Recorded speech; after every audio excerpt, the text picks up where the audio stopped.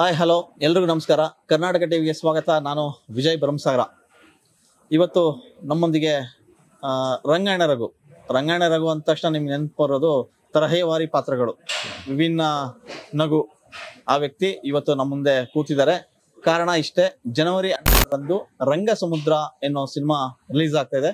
ರಂಗ ಸಮುದ್ರ ಸಿನಿಮಾ ಬಗ್ಗೆ ಒಂದಿಷ್ಟು ಮಾತನಾಡಿಕಂತಾನೆ ರಂಗಾಯಣ ರಘು ನಮ್ಮ ಜೊತೆ ಇದ್ದಾರೆ. ಸರ್, ಕಾರ್ಯಕ್ರಮಕ್ಕೆ ಸ್ವಾಗತ. ನಮಸ್ತೆ.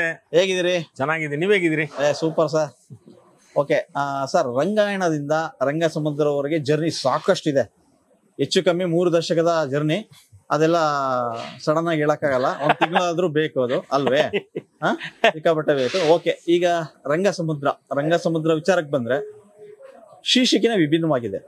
ರಂಗ ಮತ್ತು ಸಮುದ್ರ ಅಂದ್ರೆ, ರಂಗ ಅಂದ ತಕ್ಷಣ ಒಂದು ಕಲೆ ನೆನಪಾಗ್ತದೆ. ಕರ್ನಾಟಕ ಅಂದ್ರೆ ಕಲಾ ಪ್ರಕಾರಗಳು ಸಾಕಷ್ಟಿದೆ. ಸೊ ಆ ಕಲಾ ಪ್ರಕಾರಗಳ ಒಂದು ಕಥೆನ ಇಟ್ಕೊಂಡು ನಿರ್ದೇಶಕ ರಾಜ್ಕುಮಾರ್ ಅವರು ಒಂದು ಕತೆ ಹೇಳಿದ್ರು. ಸೊ ಆ ಕಥೆನ ತಗೊಂಬಂದು ರಂಗಾಯಣ ರಘು ಹೇಳಿದ್ರು. ಹೇಳಿದ ತಕ್ಷಣ ರಂಗಾಯಣ ರಘು ಅವರ ಮೊದಲ ಪ್ರತಿಕ್ರಿಯೆ ಹೇಗಿತ್ತು? ಅದೇ, ನನಗೆ ಫಸ್ಟ್ ರಂಗನೇ ನಂಗೆ ಸೆಂಟಿಮೆಂಟ್. ರಂಗ ಹೌದು. ನನ್ನ ಹೆಸರು ರಂಗಧಾಮ ಅಂತ ನನ್ಗಿಟ್ಟಿದ್ದು. ನಮ್ ತಾತನ ಹೆಸರು ರಂಗಜ್ಜ. ನಮ್ಮ ಮನೆಯಲ್ಲಿ ಚಿಕ್ಕರಂಗಪ್ಪ, ದೊಡ್ಡರಂಗಪ್ಪ ಎಲ್ಲ ರಂಗಗಳೇ ಇರೋದು. ರಂಗಗೂ ಇದಕ್ಕೂ ಅವಿನಾಭಾವ ಸಂಬಂಧ. ಮಂದೇವರು ರಂಗನಾಥ ಸ್ವಾಮಿ, ಕಳಿವಿಭಾಗ ಹಿರಿಯೂರು. ಇದು ರಂಗ ಅನ್ಬೋದು. ರಂಗ SSLC ಬೇರೆ ಇತ್ತು, ಅದು ಬೇರೆ ರಂಗ. ಅದು ಭಟ್ರ ರಂಗ. ಆ ರಂಗ ಅನ್ಕೊಳ್ಳೆ ಒಂದೇನೋ ಒಂದು ರೋಮಾಂಚನ ಆಗುತ್ತೆ. ಆಮೇಲಿಂದ ನಮ್ ಗುರುಗಳು ಒಂದು ಅದ್ಭುತವಾದ ಹಾಡು ಮಾಡಿದಾರೆ, ಬೇವಿಕಾರಂತರು. ರಂಗ ಒಂದೇ, ಕಂಬ ಒಂದೇ, ದೇಹ ಒಂದೇ, ದೇಗುಲ ಒಂದೇ, ಗುಹೇಶ್ವರ ನಿನ್ನ ಆಣೆ, ನಿನ್ನ ಶರಣಾರ ಆಣೆ. ರಂಗ ಒಂದೇ ಅಲ್ವಾ? ಈ ರಂಗದು ಬೇರೆ ಬೇರೆ ತರ ಇದೆ, ತುಂಬಾ ಹಲವು. ನಿಮ್ಗೆ ಗೊತ್ತು ಎಷ್ಟು ನಮ್ಮ ಜನಪದ ಪ್ರಕಾರಗಳು ಎಷ್ಟಿದಾವೆ ಅಂತಂದ್ರೆ, ಅವೆಲ್ಲನೂ ಶುದ್ಧವಾದ ರಂಗ. ಹೌದು, ತಮಟೆ ಆಗ್ಬೋದು, ವೀರಗಾಸೆ ಆಗ್ಬೋದು, ಕೋಲಾಟ ಆಗ್ಬೋದು, ಡೊಳ್ಳಾಗ್ಬೋದು. ಇದು ನಂದು ಅದೇ ಡೊಳ್ಳು ನೋಡಿ. ಅದೇ ಡೊಳ್ಳು ನನಗೆ ಬಂದೆ ಅಲ್ಲಿಗೆ. ಡೊಳ್ಳು ಶುರು ಮಾಡಿ ಚೆನ್ನಪ್ಪ ಜನ. ಆ ತಾತ ಶಬ್ದ ನನಗಿದು ಹೊಸದ್. ನನಗೆ ತಾತ ಈ ಸಿನಿಮಾದಲ್ಲಿ ನನ್ಗೆ ತಾತ ಅಂತ ಅನ್ನೋದಕ್ಕೊಬ್ಬ ಚಿಕ್ಕಪ್ಪ ಮಾಮ ಎಲ್ಲ ಆಗಿದೆ. ಆಮೇಲೆ ಎಲ್ಲ ಚಿಕ್ಕಪ್ಪ, ಸಿಟ್ಟಿನ ಚಿಕ್ಕಪ್ಪ, ಪ್ರೀತಿ ಚಿಕ್ಕಪ್ಪ, ಪೆದ್ದ ಚಿಕ್ಕಪ್ಪ, ಮಾಮ, ತಾತ, ಅಪ್ಪಗಳು ಬೇಜಾರಾಗ್ಬಿಟ್ಟಿದ್ದೀನಿ. ಈ ತಾತ ನನಗೆ ಫಸ್ಟ್, ನನಗೆ ತಾತ ಅಂತ ಅನ್ನೋದು. ನಮ್ಮ ಮನೆಯಲ್ಲ ಮಣ್ಣನ್ ಮಕ್ಳು ಒಟ್ಟು ಕುಟುಂಬ. ಅವ್ರು ಸಣ್ಣ ಸಣ್ಣ ಹುಡುಗ ತತಾವ್ ಅಂತಾರೆ. ರಿಯಲ್ ಅಲ್ಲೂ ತಾತೋ ಅಂದ್ರೆ ಅವ್ರು ಮಕ್ಳು ಹಿಂಗ್ ಮಾತಾಡ್ತಾರೆ. ಬಾ ನನ್ ಜೊತೆ ಓಡ್ ಬಾ ನೋಡ ಬಾ ತಾತ ಅಂತಾರೆ. ನಮ್ಮ ಅಣ್ಣನ ಮಕ್ಳು ನಿರ್ಣಯ ಅಂತ ಒಬ್ಬ ಇದ್ದಾನೆ, ಅವನಿನ್ನು 1ನೇ ಕ್ಲಾಸ್ 2ನೇ ಕ್ಲಾಸು. ಆ ತಾತ ಕಿವಿ ಹಂಗ್ ಬಿದ್ದಿತ್ತು. ಇಲ್ಲಿ ಸಿನಿಮಾದಲ್ಲಿ ಬಿದ್ದಿರ್ಲಿಲ್ಲ. ಇಲ್ಲಿ ಸರ್ ನೀವು ತಾತ ಅಂದ್ರು ರಾಜ್ಕುಮಾರ್ ಅವರು. ಸರಿ ನೋಡೋಣ, ಕೇಳೋಣ ಅಂದ್ಬಿಟ್ಟು ನಾನು ಕೇಳಿದಾಗ ಖುಷಿ ಆಯ್ತದು. ಈಗ ಯಾರೇ ಆಗ್ಲಿ ಅವ್ರದ್ದು ಆ ಕಥೆನ ಯೋಚನೆ ಮಾಡಿದ್ದಾರೆ, ಅದಕ್ಕೆ ಸ್ವಲ್ಪ ಅಧ್ಯಯನ ಮಾಡ್ಕೊಂಡಿದ್ದಾರೆ. ಬೇರೆ ತರದ ಯಾವ್ದೋ ಸಿನಿಮಾದಿಂದ ತಗೊಂಡಿಲ್ಲ. ಇದು ಕೊರಿಯನ್ ಸಿನಿಮಾದು, ತಮಿಳ್ ಯಾವ್ದೋ ತರದ ಅಲ್ದೆ ಅವ್ರ ಪಾಪ 1 ವರ್ಷ ಕಾಲ ಅದನ್ನ ಯೋಚನೆ ಮಾಡಿ ರಿಸರ್ಚ್ ಮಾಡಿದ್ದಾರೆ. ಈ ನನ್ನ ತಾತನ ಪಾತ್ರ ಸೃಷ್ಟಿಸ್ಬೇಕಂದ್ರೆ ಈ ಅವನಿಗೊಂದು ಹೆಸರು ಚನ್ನಪ್ಪಜ್ಜ ಅಂತ. ಹೆಸರೇ ಚನ್ನಪ್ಪಜ್ಜ, ಅದು ಕನ್ನಡದ್ದೇ, ಚೆನ್ನ ಅಜ್ಜ ಕನ್ನಡ. ಈ ತರದವೆಲ್ಲ ಒಂದು ಸೇರ್ಕೊಂತ ಹೋದಾಗ ನನ್ ಖುಷಿ ಆಯ್ತು. ಚೆನ್ನಾಗಿದೆಯಪ್ಪ ಮಾಡೋದು. ಇದ್ರಲ್ಲಿ ಒಂದು ಕಾರಿನ ಕತೆ ಬರುತ್ತೆ. ಒಂದು ಕಾರಿಂದ ಒಂದು ಕಲ್ಪನೆ ಏನ್ ಬರುತ್ತೆ, ಕಾರು. ಅದು ನನ್ನ ಮೊಮ್ಮಗನಿಗೆ ಸಂಬಂಧಪಟ್ಟಿದ್ದು. ತಾತ ನನ್ ಕಾರಲ್ಲಿ ಕುಡಿಸ್ಕೊ, ಎರಡು ಬ್ಲೆಂಡ್ ಆಗಿದೆ. ನಂದು ಡೊಳ್ಳು ಅದನ್ನ ಕಲಿಸ್ಬಿಡ್ಬೇಕು ದಾವಾಂತರ ಅಂತ ಹಿಂಗ್ ಓಡಾಡ್ತಿರ್ತೀನಿ. ಅಲ್ಲಿ ಅವನಿಗೆ, ಆ ಮೊಮ್ಮಗನಿಗೆ ಏನ್ ಕಾರ್ ಬಂದ್ರೆ ಜನ ಎಲ್ಲ ಹಿಂಗ್ ಗೌರವ ಕೊಡ್ತಾರೆ, ತಾತ ಕಾರ್ನ ಬಂದ್ರೆ ಜನ ಎಲ್ಲ ಬೆಲೆ ಕೊಡ್ತಾರ ಅಂತ. ಊರಲ್ಲಿ ಅದ್ರಾಗ ಬಂದ್ರೆ ಏನೋ ಮರ್ಯಾದೆ ಬೇರೆ. ನಮ್ ತಾತನ್ ಕುಂಡಿಸ್ಕೊಂಡು ಹೋಗ್ಬೇಕು. ಅದನ್ನ ಕಾರಲ್ಲಿ ಕುಂಡಿಸ್ತಾನೆ. ಅದ್ ಹೆಂಗ್ ಕುಂಡಿಸ್ತಾನ ಅನ್ನೋದೇ ಬೇರೆ. ಅದು ಕತೆ ನೀವು ನೋಡ್ಬೇಕಲ್ಲ, ಸಿನಿಮಾದಲ್ಲೇ ನೋಡ್ಬೇಕು. ಹೌದೌದು. ಇಷ್ಟೆಲ್ಲ ಇತ್ತಲ್ಲ, ಇದೆಲ್ಲ ಇದ್ದಾಗ ಯೋಚನೆ ಮಾಡಿದ್ದಾರೆ. ಹೊಸಬ್ರು ಮೊದಲು ಮಾಡ್ತಾ ಇದೀನಿ. ಈ ಹಳಬರ್ ಜೊತೆ ಹೊಸಬ್ರು ಸೇರ್ಕೊಂಡ್ರೆ ಅದಕ್ಕೆ ಬೆಲೆ ಜಾಸ್ತಿ. ಹೊಸ ಬೇರು ಹಳೆ ಚಿಗುರು ಅಲ್ವಾ? ಅವಾಗ್ಲೇ ಬೇರ್ ಗಟ್ಟಿ ಆಗೋದು. ಆ ಚಿಗುರು ಚೆನ್ನಾಗಿ ಬಳ ನಳಿಸ್ತದೆ. ಹಾಗಾಗಿ ನಿರ್ಮಾಪಕರು ಹೊಸಬ್ರು, ಹೊಯ್ಸಳ ಅವ್ರು ಅದಕ್ಕೆ ನಾನು ಚೆನ್ನಾಗಿದೆ ಮಾಡೋಣ ಅಂದ ತಕ್ಷಣ ಅವ್ರು ಧೈರ್ಯ ಮಾಡ್ಬಿಟ್ರು, ಸರ್ ದುಡ್ಡು ಹಾಕ್ತೀನಿ ಇದಕ್ಕೆ ಅಂತ. ಅವ್ರು ಎಂತವ್ರು ನಮ್ಮ ಹೊಯ್ಸಳ ಅವರು ಅಂತಂದ್ರೆ, ಹಾಸನದವರು, ಕೋಣ್ಣೂರ್ನವರು. ಒಳ್ಳೆ ಸಿನಿಮಾ ಮಾಡ್ಬೇಕು ಅಂತ ಆಸೆ ಪಟ್ಟವರು. ಅದ ಅವ್ರ ಆಸೆಗೆ ಸ್ವಲ್ಪ ಹಂಗ್ ಸುಮಾರಾಗಿ ಹಂಗ್ ನೀರು ಹೋಗ್ಬೇಕಲ್ಲ ನಾವು. ಹೌದೌದು. ಈಗ ಒಂದ್ ಚಿತ್ರರಂಗ ಬೆಳಿಬೇಕು ಅಂತ ಹೆಂಗೆ ಸಪೋರ್ಟ್ ಅಲ್ಲಿ ಇದ್ದವರೇ ಇದ್ರೆ ಅದು ಬೆಳೆಯಲ್ಲ. ಹೊಸಬ್ರು ಬರ್ತಾ ಇರ್ಬೇಕು. ಹಳೆ ನೀರು ಹೊಸ ನೀರು ಎಲ್ಲ ಸೇರ್ಬೇಕು. ಸೇರ್ಬೇಕು. ಹಂಗಾಗಿ ಎಲ್ಲ ಒಪ್ಕೊಂಡ್ವಿ, ಮಾಡಿದ್ವಿ. ಟೈಟಲ್ ಚೆನ್ನಾಗಿತ್ತು. ಹಾ. ಈ ಸಮುದ್ರಕ್ಕೆ ರಾಘಣ್ಣ ಸೇರ್ಕೊಂಡ್ರು. ಅವಾಗ ಸಮುದ್ರಕ್ಕೆ ನಿಜವಾದ ಸಮುದ್ರ ಸೇರ್ಕೊಂಡಾಗ ಅದಕ್ಕೊಂದು ಅರ್ಥ ಬಂತಲ್ಲ. ಹೌದು ಹೌದು ಹೌದು. ಸಮುದ್ರ ಅಂದೇ ಅಲ್ವಾ, ಎಲ್ಲದೂ ಇರ್ತದೆ. ಸಣ್ಣ ಪುಟ್ಟ ಮೀನುಗಳು ಇರುತ್ತೆ, ನಾವೆಲ್ಲ ಸಣ್ಣ ಮೀನುಗಳೇ ಬಿಡಿ, ನಾವೆಲ್ಲ ಸಣ್ಣ ಮೀನುಗಳೇ. ದೊಡ್ಡ ಮೀನು ಯಾವ್ದು, ಸಮುದ್ರ ಯಾವ್ದು, ಅದು ರಾಘಣ್ಣ. ಅದು ರಾಘಣ್ಣ ಸೇರ್ಕೊಂಡ್ರು. ಅದು ನಿಜವಾಗ್ಲೂ ರಂಗ ಸಮುದ್ರಕ್ಕೊಂದು ಅರ್ಥ ಬಂತದು. ಆ ಸಮುದ್ರದಂತ ವಿಚಾರ ಶಿಕ್ಷಣ ಅನ್ನೋದು ಅದು ಎಲ್ಲರಿಗೂ ಸಮಪಾಲು ಸಹಬಾಳ್ವೆ ಸಿಗ್ಬೇಕು ಅನ್ನಂಗಿದ್ರೆ ಶಿಕ್ಷಣ ಎಲ್ಲರಿಗೂ ತಲುಪಬೇಕು. ಅವ್ನು ಡಾಕ್ಟರ್ ಓದನ್ ಕೂಡ ಸಲೀಸಾಗಿ ಓದ್ಬೇಕು, ಇಂಜಿನಿಯರ್ ಓದನ್ ಸಲೀಸಾಗಿ ಓದ್ಬೇಕು. ಈ ಡಾಕ್ಟರ್ ಇಂಜಿನಿಯರ್ ಮೇಲ್ ಕಾಣವು, ಇದು ಬಿಟ್ಟು ಇನ್ನು ಏನೇನೋ ಕೋರ್ಸ್ ಇದಾವೆ, ಫಾರಿನ್ ಕೋರ್ಸ್ ಅವೆಲ್ಲ ಬಡವ್ರಿಗೆ ಗೊತ್ತೇ ಇಲ್ರಿ ಅವು. ಎಲ್ಲಿ ಗೊತ್ತಿದಾವ? ಈಗ ನನಗೇನೆ ಡಾಕ್ಟರ್ ಇಂಜಿನಿಯರ್ ಬಿಟ್ಟು ನಾನು ಮಿಕ್ಕಿದ್ದು ಗೌರ್ಮೆಂಟ್ ಡಿಪಾರ್ಟ್ಮೆಂಟ್ ಅಲ್ಲಿ ಇದಾವಲ್ಲ, ಅವೆಲ್ಲ ನಿಜ ನನಗೆ ಗೊತ್ತಿರ್ಲಿಲ್ಲ. ಹಳ್ಳಿಯವ್ ನಾನು.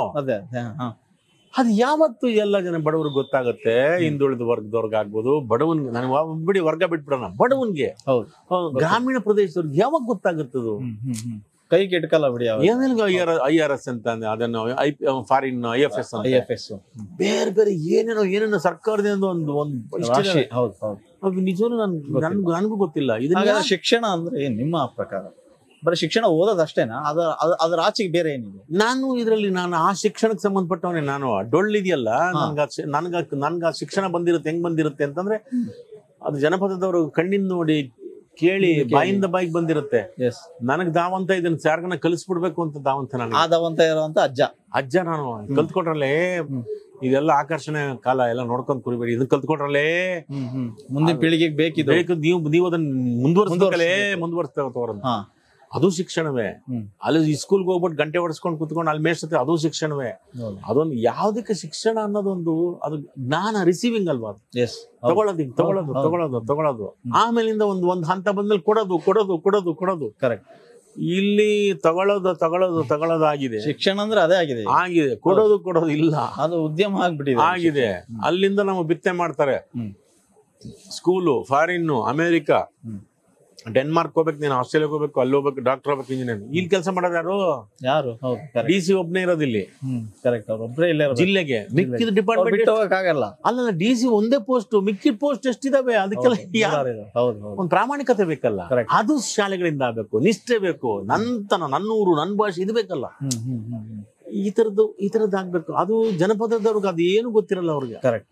ಅವ್ರು ಯಾರು ಬೇಕಾಗಿಲ್ಲ. 8 ಗಂಟೆ ಆದ್ಮೇಲೆ ದೇವ್ರ ಮುಂದೆ ಯಾವ್ದು ಹನುಮಪ್ಪನ ಗುಡಿನೋ ರಾಮನ ಗುಡಿನೋ ಬಂದು ಮಾಡಿ ಕುಂತ್ಕೊಂಡು ಬಾರಿಸ್ತಾರೆ. ಅದಕ್ಕೆ ಬಂದ್ ಜನ ಕೂತ್ಕೋತಾರೆ, ಕೇಳ್ತಾರೆ, ತತ್ಪದಗಳು ಹೇಳ್ಬಿಡ್ತಾರೆ. ಅಲ್ಲಿ ಹುಟ್ಟುತ್ತಲ್ಲಿ ಹಿಂದೆಲ್ಲ ಶರಣರು ವಚನಗಳು ವಚನ ಸಾಹಿತ್ಯ. ಆ ಕೇರಿ ಈ ಕೇರಿ ಎಲ್ಲ ಸುತ್ತದೆ. ನಾಯಿ ಆರಾಮಾಗಿರ್ತದೆ. ಈ ಮನುಷ್ಯ ಅನ್ನೋದು ಯಾಕೋ ಹಿಂಗ ಆಡ್ತಾನೆ. ಕರೆಕ್ಟ್. ಎಸ್ ಸರ್, ಶಿಕ್ಷಣದ ಬಗ್ಗೆ ಸಾಕಷ್ಟು ಮಾತಾಡ್ತಾ ಇದ್ರಿ. ಶಿಕ್ಷಣ ಅಂದ್ರೆ ಇಲ್ಲಿ ಡೊಳ್ಳು ಕೂಡ ಒಂದು ಶಿಕ್ಷಣ, ನೀವ್ ಹೇಳದಂಗೆ.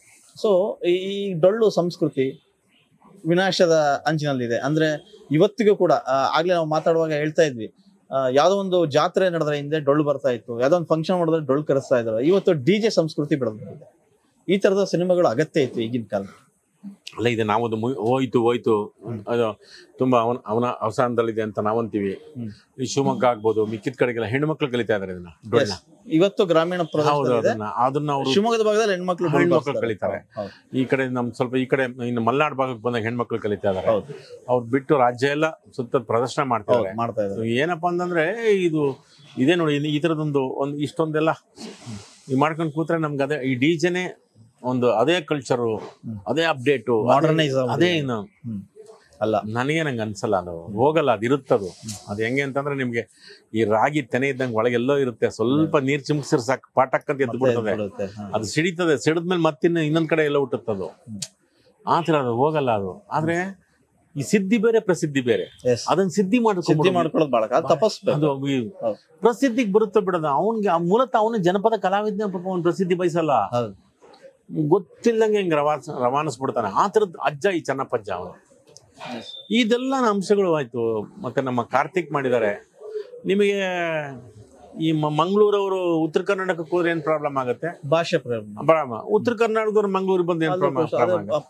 ಈ ಮಂಗಳೂರವರು ಇದಕ್ಕೆ ಹೋಗ್ತಾರೆ, ಅಲ್ಲಿಗೆ ಉತ್ತರ ಕರ್ನಾಟಕಕ್ಕೆ. ನಾವು ಉಡುಪಿಯಲ್ಲಿ ತಂಗಿದ್ದು ಮಂಗಳೂರಿಗೆ ಬಂದೆ ಅಂತ.